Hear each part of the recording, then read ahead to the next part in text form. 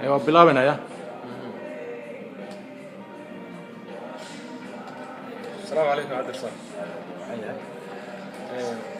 waxaan halkan rabaa inaan ku wareysto caawa Cabdirasaaq Sanweyne oo ah ex xildhibaan dawladii waqtigii Cabdiqaasim Salaad Xasan waxaan rabnaa Cabdi ninka la yiraahdo Rasaaq inaan wax ka weydiino shirkii ka dhacay dalka Turkiga gaar ahaan Istanbul ka wada hadlayeen dawladda federaalka Soomaaliya iyo gobolka ismaamulka Somaliland ka xisbi ahaan maadaama uu tahay gudoomiyaha xisbiga midnimada Soomaaliyeed ee SAC USB sida aad u aragteen shirkaasi iyo qodobadii ka soo baxay ka xisbi ahaan waxa aad kaga jawaabaysaan maadaama uu gudoomiyihii USB aad tahay ayaan rabnay Cabdirasaaq inaan wax ka weydiino. Bismillahir Rahmanir Rahim. Shirka Turkiga lagu qabtay dalka Turkiga ay isugu tageen dawladda Soomaaliyeed iyo maamulka uu horjoogaha ka yahay mudane Silaayo ee Hargeysa runtii waxaan u aragnaa shir ku ah nasiib darro ummadda Soomaaliyeed waxaan u aragnaa shir lagu boonbooninayo ama lagu boonbooninayo Somaliland laguna baabiinayo qarannimadii Soomaaliyeed shirkaasi muu ahayn shir xalaal ah oo isu soo dhaweynaya ummadda Soomaaliyeed oo lagu soo dabaali karo xitaa hadii loo jeedo Somaliland nimankan la baxay hal loo yeero oo xal la weydiiyo ma aha mid lagu soo dabaalayo ee wuxuu ahaa mid lagu empower gareynayo oo kor loogu qaadayo oo la rabo oo meeshii ay joogeen meel aan ahayn lagu gaarsiinayo shirka Turkiga waxa ka soo baxay 3 qodob sida aynu aragnay 2 qodob waxay ahaayeen qodob waxa aynu mar walba isu soo noqono qodobna waxa 120 cisho kadib isu soo noqono kii ka horeeyayna qodobadii ka soo baxay waxay ahaayeen waxa kamid ahaa 120 cisho kadib aynu isu soo noqono 120 cisho kadib aynu isu soo noqono macnaheedu waxaan u aragnaa in maalin walba dambi lagaga gelayo ummadda Soomaaliyeed oo qiil la sameysanayo wada la sameysanayo maalin walba in qodob qarannimada Soomaaliyeedna lagu duminayo Somalilandna kor loogu qaadayo lana raba in lagaga jiro ummadda Soomaaliyeed in maalin walba la raba in la yiraahdo in 120 cisho kadib isugu soo noqon tii hore waxay taagneyd annagoo ah waa shirkii hore aan ka hadlaya Turkiga la isugu tagay annagoo ah 2 dawladood kii aan ka hadlaya annagoo ah 2 dawladood oo ah dawladda Somaliland iyo dawladda Soomaaliya ee dawladda federaalka Soomaaliya waxaanu ku heshiinay in dawladda Somaliland ay dal ahaan iyo dad ahaan qodobka afraad iyo ka saddexaad baan kala garay article 4 iyo 3 midun buu ahaa 3 buu habaan filaya in dawladda Somaliland ay dal ahaan iyo dad ahaanba ka mas'uul tahay dadkeeda iyo dalkeeda dawladda federaalka Soomaaliyeedna ay ka mas'uul tahay dal ahaan iyo dad ahaanba dalkeeda wuxuu ahaa qodob qarannimada Soomaaliyeed duminaya against dastuurka ah Somaliland dawladnimo aanay ahayn lagu tilmaamay waxaana waxa ka shaqeeyay dawladda Soomaaliyeed oo hogaamiyaha ka yahay mudane Xasan Sheekh kadibna waxa la gaaray in la yahay 120 cisho kadib aynu isu soo noqono 120 cisho ee dambe waxa iyana lagu gaaray oo lagu ansaxsaday qodobada maalinba mid loo ansixinayo Somaliland ee ka labaadna uu maanta noqday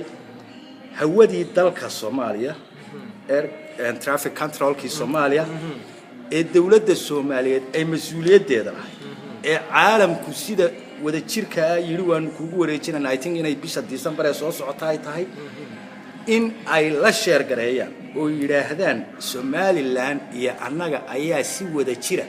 uga baadi doonana United Nations sidii aanu gala soo wareegi lahayn hawada Soomaaliya controlkeeda inaanu gacanta ku wada qabno dabadeedna markaanu la soo wareegno guddida maamulasa oo guddi labada dal ka dhaxaysa in guddidaasi ay fariisan doonto Hargeysa dhaqaalaha ka soo baxana si siman loo qaybsan doono waxa soo dhari waxa weeyaan wax against dastuura ummadda Soomaaliyeedna meel ka dhac ku ah qarannimada Soomaaliyeedna lagu dhantaalayo Somalilandna loogu sameeyo dhaqaale ay dal iyo ummad kale ay ku baabiiso especially dadka deegaamada USB ay ku baabiiso oo dhaqaale loogu sameeyo ayaa waxaan oo dhan loo sameeyaa 120 ka cisha dambana ujeedada looga ballamay waxa weeyaan in qodobadeeda kale ay ka mid tahay khayraadka dalka inaanu awood u yeelano inaanu la soo baxno siyaabo kale oo yana qodobo kale oo ilaa laga gaarayo midnimada Soomaaliyeed waad ka goodeen waxa tiin dal ka go'ay yani waa balaanka aad mooday dawladda Soomaaliyeed ay ku socoto waa saasa marka halkaas aan Cabdirasaaqna wax ka weydiiyo sida aad ogtahay haddii aad daawatay fiidiyowgii waraysigii markuu shirku dhamaaday ninka u qaabilsan safiirka u qaabilsan Somaliland iyo Soomaaliya dalka Turkiga oo dalkiisuna uu shirka gaargareynayay waraysigii uu bixinayay isaga oo fiidiyow dad dhageysatay waxaad dareemaysaa ama uu si cad u leeyahay inay Soomaaliya iyo Somaliland laba dawladood oo siman ay tahay oo carabkiisa uu ku leeyahay dalka Soomaaliya iyo Somaliland ba airbase-kii maanta ku heshiiyay oo wada saxiixday isla mar ahaantaana uu noqonayaa saldhigiisu guddi labada dhinac ka socdo wadanka caasimadda Somaliland oo ah Hargeysa isla mar ahaantaana labadan qodob ee ah inuu shirku wada hadalku sii socon doono iyo inuu 125 maalmood kadib uu shirka kale loogu soo noqon doono isla wadanka Turkiga magaaladiisa Istanbul buu sheegaya markaas oo ma moodid sida haddii aad daawatay ama aad akhrisay hadalku uu dhacayo inay Soomaaliya iyo Somaliland laba dawladood oo isla siman ay ahaayeen labada wasiir ee hay'adaha ka fadhiyay isaga markaad aragtid waraysiga ay iyaguna kala bixinayaan isagoo uu leeyahay mugdi ma saarna arrinta dawladda Turkiga laftigeeda horena waanu ugu eedaynaa arrinta haddana waanu ku eedaynaa mar labaad inay Somaliland qaran ku tilmaanto ama ay tiraahdo dawladda Soomaaliya iyo dawladda Somaliland runtii nasiib darro ay u tahay way aragnimo la'aan badan baana jirta horena waanu uga hadalnay annagu haddaan USB nahay ama marar badan oo khaatumo ama reer awdal ay ka hadleen ama maakhir laftigoodu gurubada USB ku boobay way jiraan iyo ummad badan oo kale oo Soomaaliyeed aad bay uga hadashay waxaan se ku sheegayaa Somaliland markii ay ka qaylisay arrinta ah in Soomaaliya lagu wareejiyo hawadeeda cid ama international community kamida ama UN-kii gacanta arrinta ku hayay kamida department-kii gacanta ku hayay kamida oo Somaliland arrinta kala xaajootay ama qiimo u yeeshay qayladeedii haba yaraatay ma jirto waxaa la doontay oo dabada kaga wada Somaliland dawladda Soomaaliya wasiirka tagay iyo dadka tagayna dad iska tagay bay ahaayeen waxani waa heshiis Siilaanyo iyo Xasan Sheikh u dhaxeeya وانا wax loo yahay waana wax isaga nasiib darro waa Xasan Sheikh Cabdirasaaq tahay heshiis u dhaxeeya Siilaanyo iyo Xasan Sheikh Maxamuud madaxweynaha dawladda federaalka ee Soomaaliya marar badan baan aragnay isagoo ka hadlayo haddaan soo qaatay example shir uu ku qabtay meesha jaamacadda Muqdisho oo leh gobol ismaamulka Somaliland marka يعني هدول لبد دولة ولبا Somaliland ay ka xanaaqday hadaladiisi marka hadii uu laba dal u arkayo miyuu oo sambati weyn u haya hadalka miyuu isticmaal lahaa very sensitive waliba habriyaas oo la la daayo hadalada xanafta leh idaacadaha la isu marinayo waxa inka wallahi aan saad ula socoto mooyaane wariye Xasan Sheikh Maxamed maalintu yimiba Somaliland wuxuu ku bilaabay in aanu qiimo aanay iyadu horeba u joogin ama aanay marnaba gaadhin inuu gaarsiiyo Somaliland aqoonsi haddii cid aqoonsanayso adduunyada hore waa aqoonsan tahay Xasan Sheikh isaga Somaliland isagoo aan laba habeen joogin ayuu bilaabay inuu yiraahdo dawladda Somaliland inuu yiraahdo waa laga gardaran yahay inuu yiraahdo cawl cilin baan u sameeynaa inuu yiraahdo dhibaatadii loo geystay waa laga gardarna inuu gaaro in uu yiraahdo speechadiisi waa la hayaa wada record inuu yiraahdo Somaliland dhibaatadii loo geystay hal lagu qoro manhajka oo iskuulka hal loogu dhigo caruurta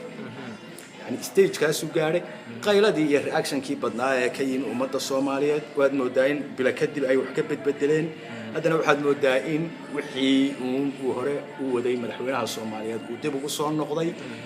iyo ujeedooyinkii istiraatiijiyaduhu lahaa anigu I don't know waxa uu ka faa'iidayo inuu ummadda Soomaaliyeed nasiib darredeeda isagoo madaxweyne uu ka shaqeeyo aan halkaa ku yara dhameeyo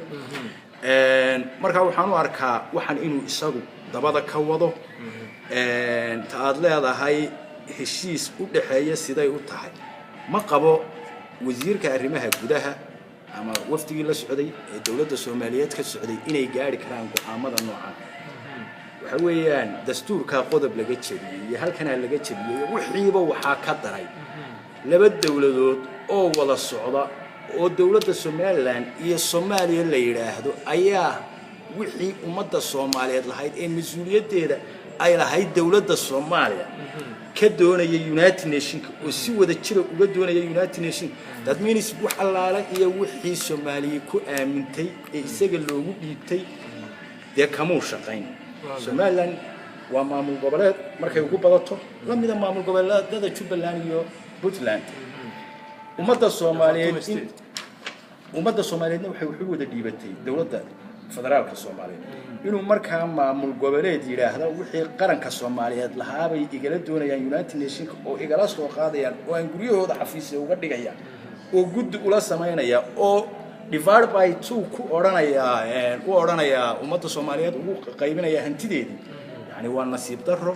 waxaan filayaa in ay u baahan tahay inaan anagu oo kaliya aan ka hadlin ay USB ahaan ee loo baahan yahay cid waliba inay ka hadasho si cadna looga hadlo loogana bareero waxa kale oo aan ku darayaa inta Xasan Sheikh hadii uu noqday waxa jira xigmad Soomaali ah de waxaan xigmadaha ama mahmaahiyadu waad ogtahay waxa jira nin indhalo la yiri ilaahay amar ilaahay baa markaliya indhihi loogu kala qaado markaas uu bakayla arkay dadka qaar waxay yiraahdaan bakaylo arkay qaar dabagaal loo arkay dabeedna amar ilaahay baa indhihi oon haddana ilaahay dam ka sii dabada waxba la weydiyaa waxa la yiraahdaa war waxa la weydiyaa maroodi baa laga hadlaa markaas uu yiraahdaa war maroodi bakaylaha sidoo kale qiyaastii bakaylo soo qaata daar baa laga hadlaa qiyaastii bakaylo soo qaata waxa laga hadlaa yani buur baa laga hadlaa waana qaanaa buur bakaylay laagta hadda ma garatay waxa weeye nasiib darada taagan Xasan Sheikh waa noognahay inuu Hargeysa arkay hadda ma garatay laakiin aanu arag dhulka kale reer USB inaanu arag dhulka u dhaxeeya dila ilaa iyo Lawicado 400 kilomitir inaanu arag labi gaatama ilaa ya ceelaya dhulka u dhaxeeya 850 kilomitir square ka waan ognahay inaanu arag ee arkay dhulka u dhaxeeya Gabiley ilaa Burco 160 kilomitir 180 kilomitir marka waxaad moodaa inuu uu yahay bakaylihii ninkii indhaha inta indhaha loo furay dabeedna bakaylaha arkay ee meel walba uu hadeer lahaa aan oranaya bakayla suuqa iyo uu Hargeysa arageedii uu meel walba ku tilmaamaya marka waxaan u aragnaa inuu ka joojiyo ummadda dhibaatada uu ku wado waanu ka hadli doonaa wixii anaga noo dhaxeeya ama wixii bari dhaweeta lagu wada hadlayna waxaad moodaa inaanay sideedii u shaqayn doonin waanu ka hadli doonaa dadkaanu kicin doonaa abaabulo kuwan ka sii dheer baanu samayn doonaa waanu ku difaacno qarannimada Soomaaliyeed ugu heelayno haduu taa u soo hogaansamo isaga ra'iisul wasaare Saacid iyo cidii kale waxa kula jirta haday taa u soo hogaansamaana anagu midnimada Soomaaliyeed baan u taaganahay mar walbana u taagnaana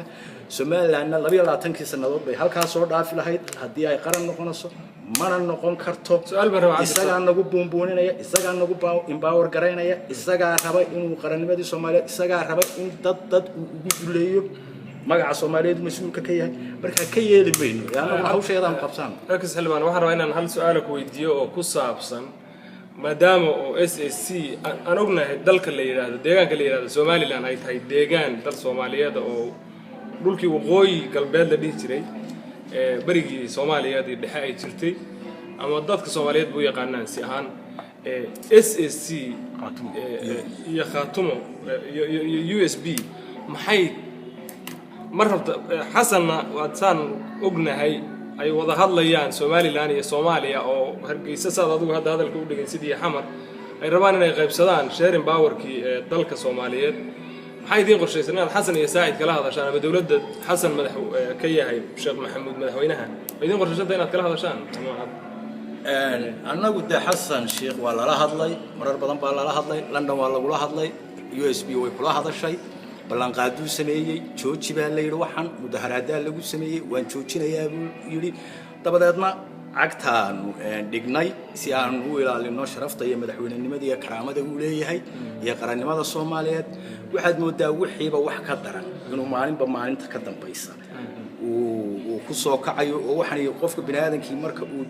aim leeyahay oo isagu ujeedooyin gaar ah uu leeyahay waxaad moodaa inaanu ilaalinayn tii dadka ka dhaxaysay hadduu ilaalin waayay dee qarannimadu dad ilaashaday leedahay waana la ilaalinayaa isagaana ku tegaya hadday sidaa usii socoto aad iyo mudane gudoomiye waxaan rabaa inaan ku weydiiyo su'aala maadaama oo ay heshiis ka dhacay shalay sidaanu isla sheegnay waddanka la yiraahdo Turkiga haddii sidaas Somaliland lagu saxiixday warqadaha loo fuliyo Somaliland maxaa xasan kaga imaan karaya maamulada kale ee tirada badan ee ognahay sida Puntland Jubaland Soomaaliya haddii la ku ron yahay waddanka la yiraahdo Puntland iyo kuwa kale badan oo Khaatumo ay ka mid tahay xasan maxaa arrimaha kaga imaan karaa isleedahay runtii Khaatumo markaynu noo Khaatumo way ka hadashay madaxweyne ku-xigeenka ka hadlay indhasheel intaan go'aan kuba soo bixin waxaad moodaa inay hore u ogaayeen afkaarta meesha taalla wuxuuna sheegay in waxa meesha ka socda ay yihiin wax ku ah mudaro ummadda Soomaaliyeed annagana aan nafusayn doonin ummadda Soomaaliyeedna aan u sheegnay in arrintaas mudaro ku tahay si cad buu uga hadlay positionkooda iyagu way dhiibteen annaguna USB waa dalad isugu jirta Khaatumo Maakhir Awdal ma kala marnin positionka iyagu waa sidaa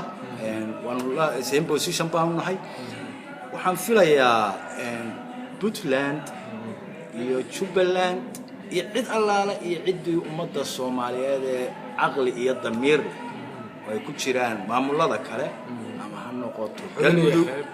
min iyo xeeb ama ummadda Soomaaliyeed ee